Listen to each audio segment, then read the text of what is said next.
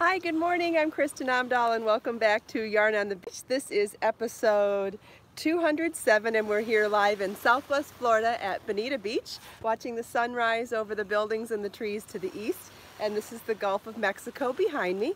If you're joining me live, please say hello. Let me know where you're from, what you're crafting on this morning, or if you have any questions. And if you end up watching the recorded version, please feel welcome to do the same. I reply to all of those comments as well. Hi Lee, thanks for joining live. Hi Judy. Hi KB, Karen. Hi Donna, hi Debbie, Ruthie. Thanks for joining me live, everyone. Hi Lily and Connie, Sherry. I am bringing, let's see, Lisa, Terry, Sarah May, Constance, Dana, Brenda, Kathy, Leah. Oh, Leah has orchids. That's awesome. I love orchids. One of my favorites. I'm not very good at taking care of them, but if I had a backyard and I could actually grow them in the wild, like in the yard, I'm much better at them. But until I have a backyard and I live in an apartment, I'm not very good with orchids. So there you go. Whatever. That's my excuse. Hope everybody had a nice weekend. I am drinking tea this morning in my Yarn on the Beach Red Bubble cup. This is peach green tea, and I added fresh squeezed lime juice, and I added slices of fresh ginger. So it's very zingy and very delicious.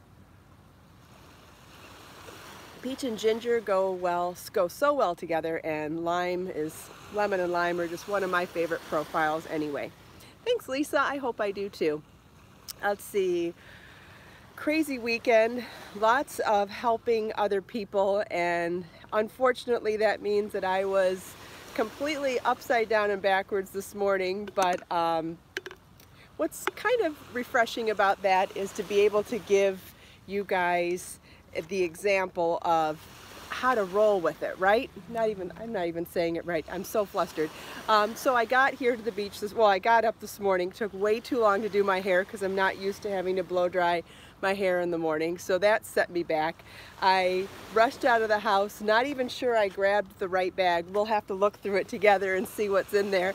And then when I got Marlon to tennis, then got to the beach parking lot, I realized all my video equipment is still at home because I emptied the car this weekend to help other people, and between doing a lot of helping other people and really busting my butt on getting book stuff done, which I made amazing progress on the handmade gifts book, I just wore myself out and my brain was fried this morning. So anyway, so we're here at the beach and I'm at my makeshift tripod. You can see I'm at this little thing here, and there's a little spot right here that I can gently set the phone, and it works as a makeshift tripod. Thank goodness, otherwise I don't know how I'd have even been able to say good morning to everyone this morning. Thanks Lisa, I'm excited about it.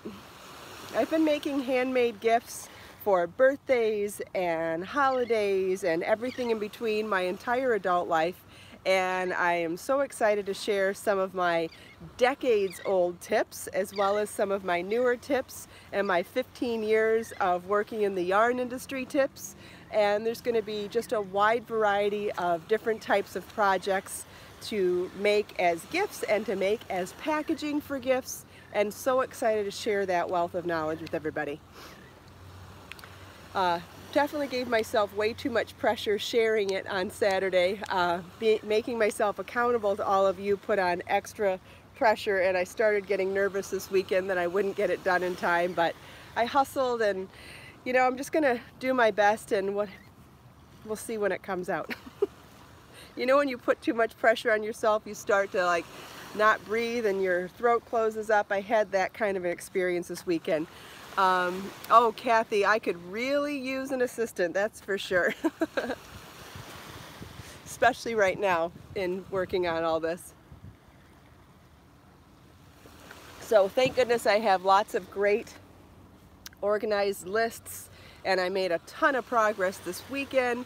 So we will you know, just like with some of the other books that I've written, it's just about working on it, you know, and this is actually great advice for anybody that has a big project or a big goal. It's not about figuring out how you're going to get the whole thing done. It's about breaking it down into little pieces and just continually chipping at it the whole time.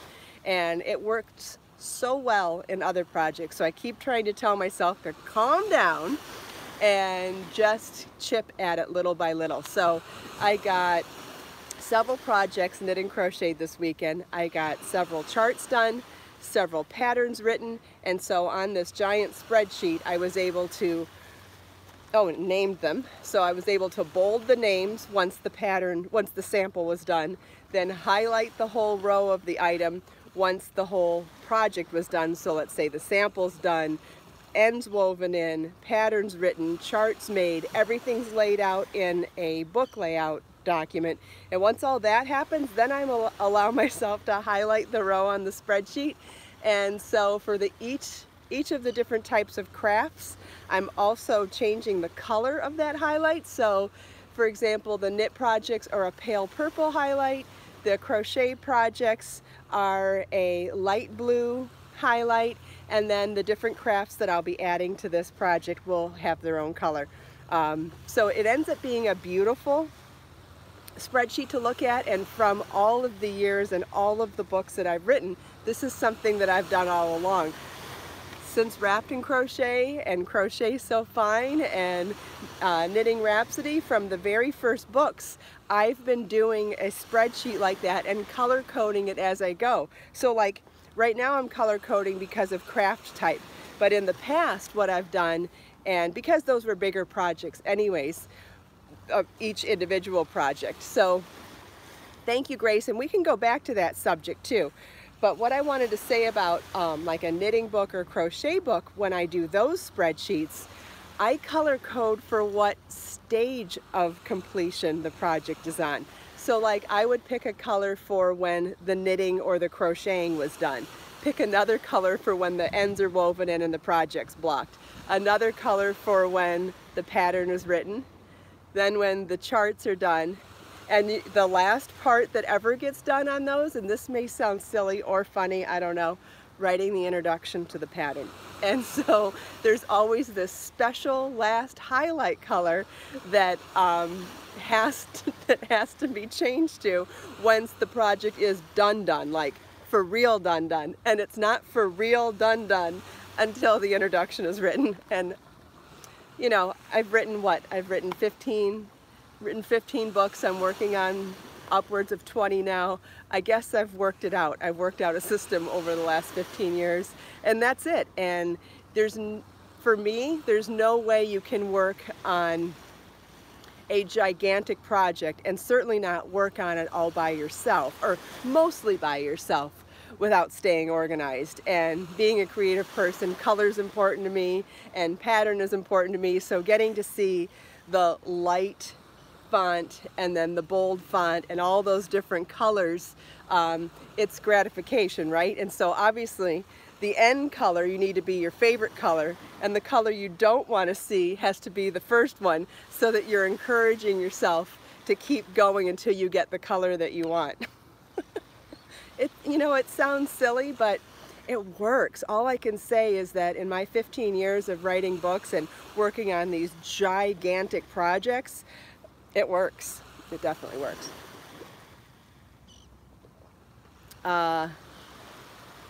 Yeah, titles of books is important too. So usually I come up with just like a utilitarian name and call it the working title, so that I don't put a ton of pressure on myself to come up with a title, because and that's the other part of working on a giant project.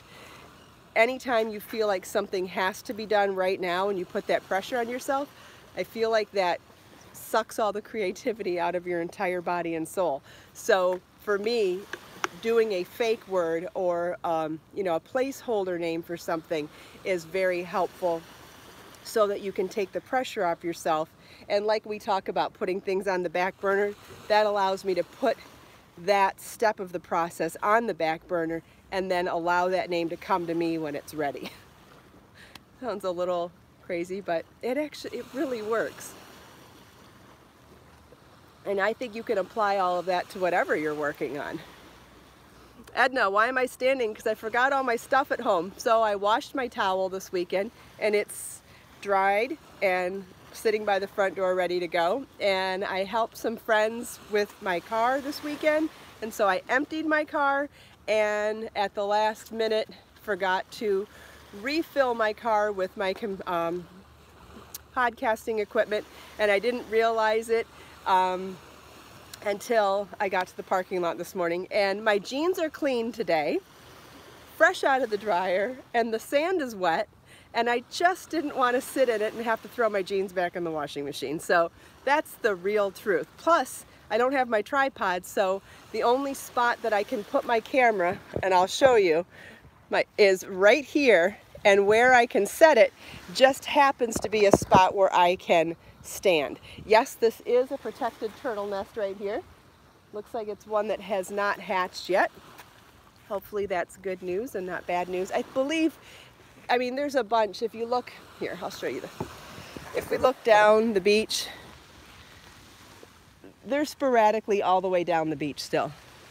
So, I mean, there's a range of time that they can hatch, and I believe it's a couple of months. So, honestly, any of them.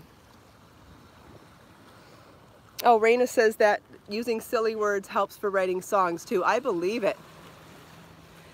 Oh, Sarah May watched the turtle nesting. What was it? The beach house. That was before I went on my boycott of the Hallmark Channel, right? Kara, I am in Southwest Florida. This is called Bonita Beach. I'm about as far south as you can go on the west coast of Florida, opposite Miami. This is the Gulf of Mexico. So the other side of this would be Mexico. Let's see, where were we gonna go? You know what, Raina? Hallmark didn't do anything. I don't want to speak badly of them, but there was something about the high pressure of perfection that made me feel sad about myself. And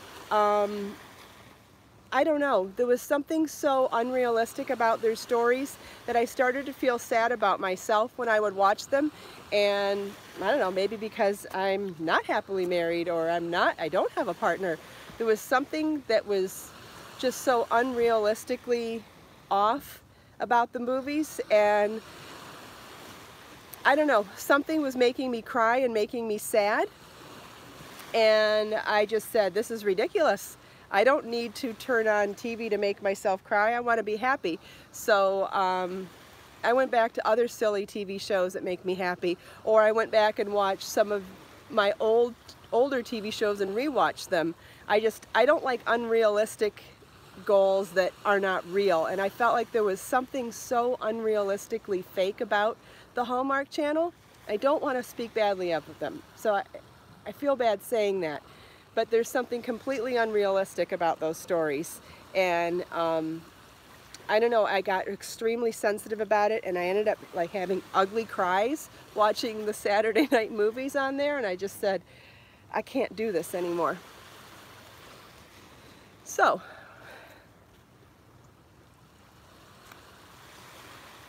yes, Laren, watch what makes you happy, absolutely. Yeah, well, I don't watch the Lifetime channel. I watched a stand-up comedian last night on Netflix that was incredibly funny. She was this very petite Asian woman who was 7.5 months pregnant, and it was a stand-up routine. And I can't remember what her name was, but I think the name of the routine was called Baby Cobra. And she was really funny. Silly, but very funny.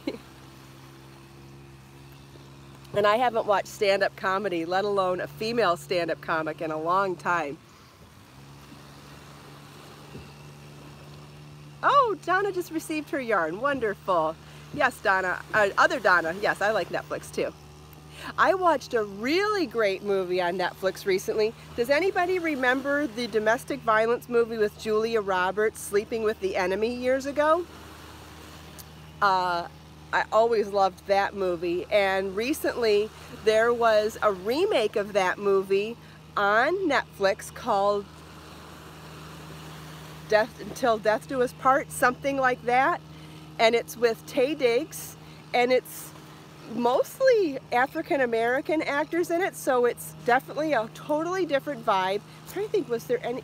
So there's Taye Diggs is in it, who I love, and then the guy who was the FBI agent on Imposters was in it, and I don't know the female lead, and so I didn't know all the actors, but it was very close to the original movie, and I don't know if the movie was based on a book, but there were a lot of similarities and a few differences, and it was very well done, and I liked it a lot. But I love that story. I remember Enough with Jennifer Lopez. That was really good too. Anybody hear that she's getting the Lifetime Achievement Award tonight on the MTV Video Music Awards? I am a huge Jennifer Lopez fan and cannot wait to watch her performance tonight. I love Jennifer Lopez as an actress too, I agree. But so excited. So if you want to watch it tonight, the Video Music Awards will be on MTV at 9 p.m. Eastern Time at least. I have already started recording it. Yes, Raina, they are tonight. I follow Jennifer Lopez on Instagram, so I've known about this for quite a while now, and I've been watching behind the scenes as she's getting ready for the show, and Lisa loves her as an actress, me too. She's got a new movie coming out this year called Second Act, and I think those of us who are middle-aged will probably love that movie because she's going to show how, you know, she has something awesome happen to her and she's not 20 years old, so I think we all like those kind of stories. Well, I say that, but I don't like them on the Hallmark Channel, so we'll see. Shoot, there's a guy weed whacking right here. We might need to move.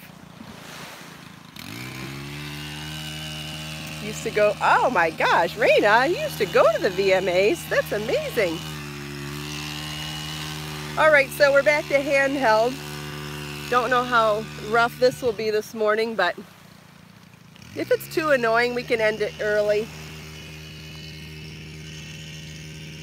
Wow, Raina, that's awesome. She worked in Warner Brothers Records video department for 10 years. Man, that must have been cool. Hi, Letty. All right, so those of you who were able to join me Saturday morning, we can walk for a little bit. Let's go walk down in the water. Maybe we'll see something cool.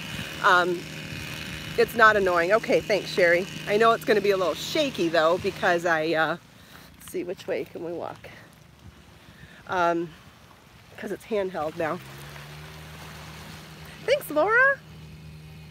Melissa, don't end it. Okay. I never know when I'm annoying or not, so I know you guys will tell me.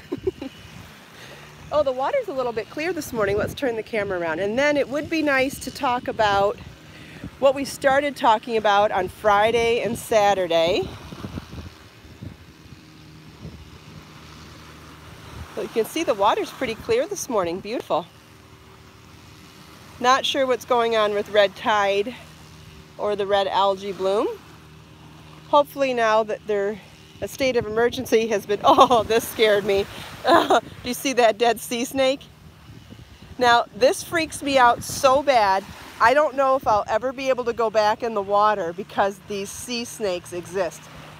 When red tide comes and these die down here, I say to myself, what the heck? You mean that was swimming in the water before when I used to swim in the water? This is about 2 feet long, you guys. It's a fish, but it's called a sea snake, and holy hell, sorry for swearing, but that is like the scariest thing. That's scarier than sharks in the water for me, but that's because I am deathly afraid of snakes. Yeah, yuck is right. Can you imagine that slithering by you? I can't even imagine. So where were we at? Oh, we were gonna... Okay, so let's do a recap of what we talked about on Friday and Saturday. Friday we started talking about gauge and talking pretty extensively about why gauge is so important and why blocking a gauge swatch is so important, because as long as you're going to make garments that are going to need to be laundered, you need to know how your yarn and your fiber is going to react to the laundering process or react to water. Okay, we also talked on Friday about the fact that if you don't want to do a gauge swatch and you're completely resistant to it, that's okay too.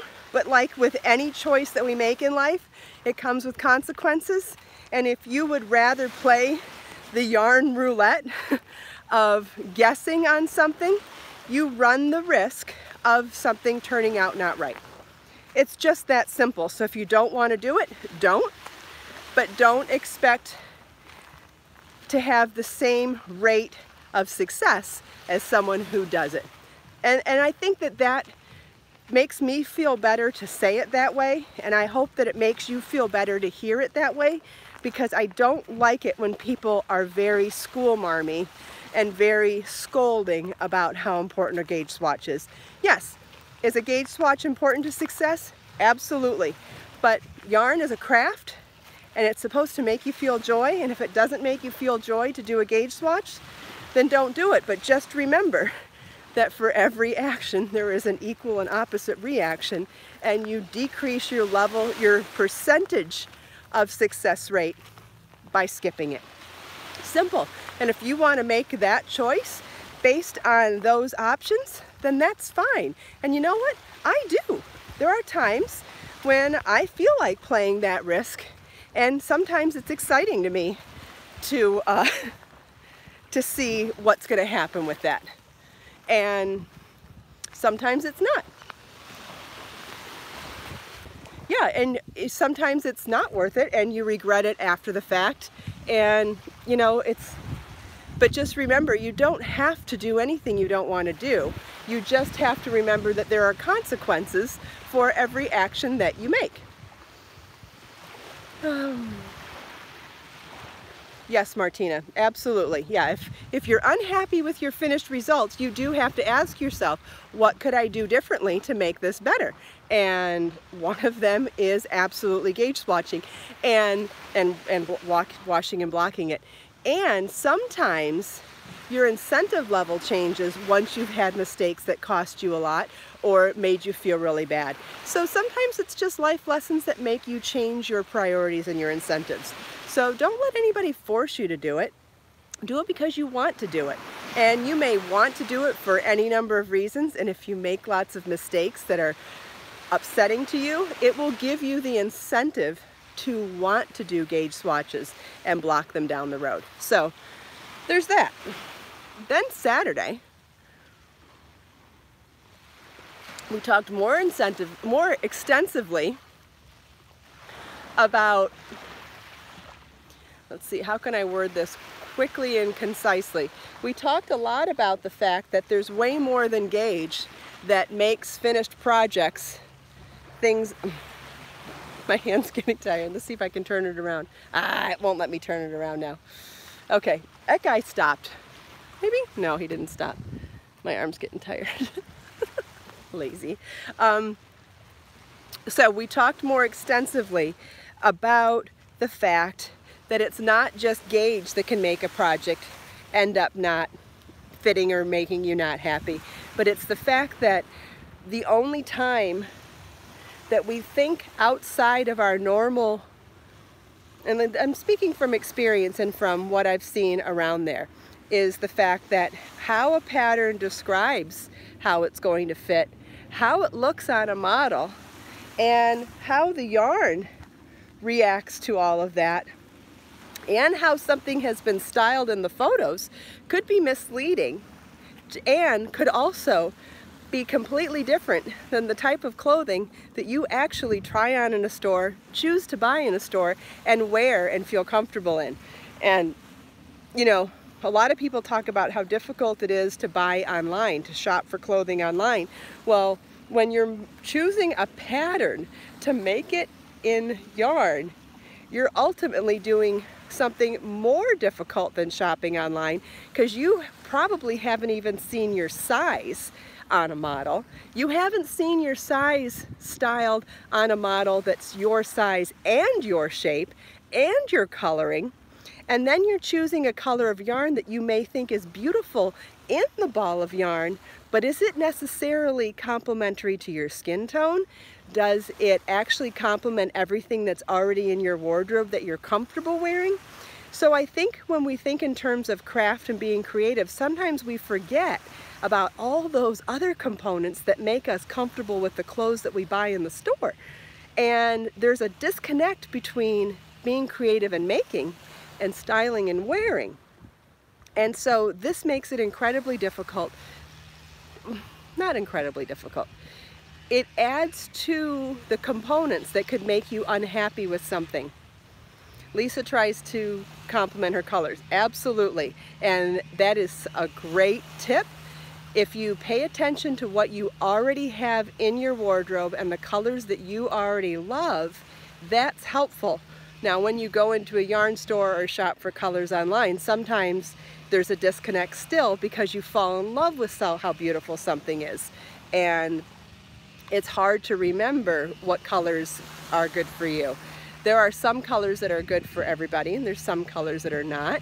And there's some colors that you prefer to wear or don't prefer to wear. Like, for example, I don't like fall colors. You will rarely see me in autumn leaf colors. The grays, not the grays, the browns, the terracottas, the pumpkins. Those aren't colors that usually work for me.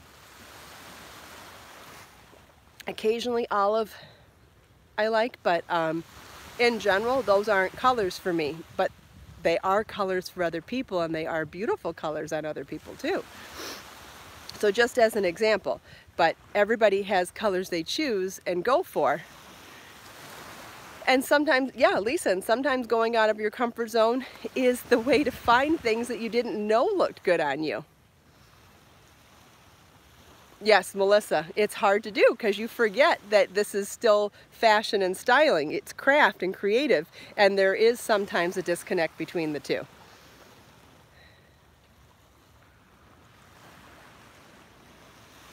So we talked more about that on Saturday. And then there's also the part, and I talked a little bit about my experience with this too, is that what we like on other people style-wise, as far as the cuts of different things, isn't always what looks good on our body size or shape, size and shape. And depending on if you're a yo-yo dieter like me and your size fluctuates, there are things that look better on me thin, there are things that look better on me heavier and curvier, and there's different styles that work for me in the different weights that I can be. Same goes with what you see on a model. I am always gravitating towards peasant tops and empire waist things on thin models, but I am a very curvy girl and I look ridiculous in those shapes. So I find it really hard to remember, doesn't matter how pretty that is, it won't be good on you. Does anybody have any questions? Because that's a whole other topic that we should get started on, but we will save that for a day when I've got a tripod. Yeah, there's definitely there's definitely colors that you don't realize would be good on you. And I've realized that over the years when people have given me gifts, and they'll gift me with something in a color that I think, oh, that won't work on me, and I wear it and I get compliments when I wear it. So sometimes we just don't know what looks good on us either. And we can talk about that another day as well. How to figure out what colors look good on you. But we are almost out of time. So let's save all this for another day. We'll look out on our, let's see if I can flip this. Yeah, Sarah May, we'll talk more about that another day. There is a whole system of the different seasons where you can figure out if you're a summer, fall, winter, or spring. And that helps also. But we can talk a lot more about that on another day. So let's take this last minute here to look out on our beautiful view, soak in the colors and the sounds, and set our intentions for the day.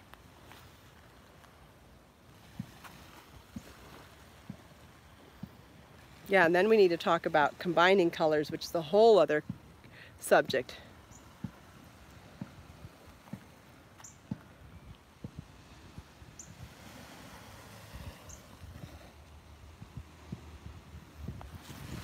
Thanks Thanks so much, everybody, for taking time out of your busy day to spend a few minutes here with me. I hope you enjoyed the sunrise. Whoa, I can't see. Hope you enjoyed the sunrise, the colors of the water, the sound of the waves, chatting with me and everyone else here. Let us make time to create, share, and inspire today and every day. I'll see you all tomorrow. Bye.